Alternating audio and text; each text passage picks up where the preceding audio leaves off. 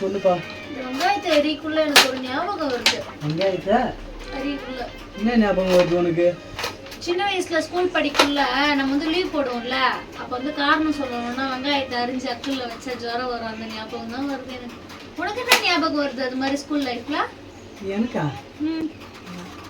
ஞாபகம் இருக்கு.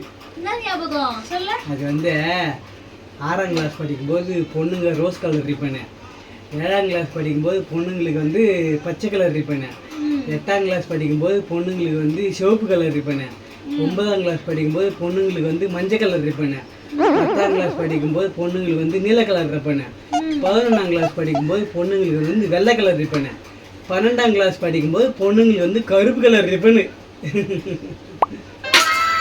நான் கூட வேற எதெல்லாம் ஞாபகம் வச்சிருப்பேன் நினைச்ச, கடைசியில பார்த்தா பொண்ணு ஞாபகம் தான் உனக்கு இருக்குது.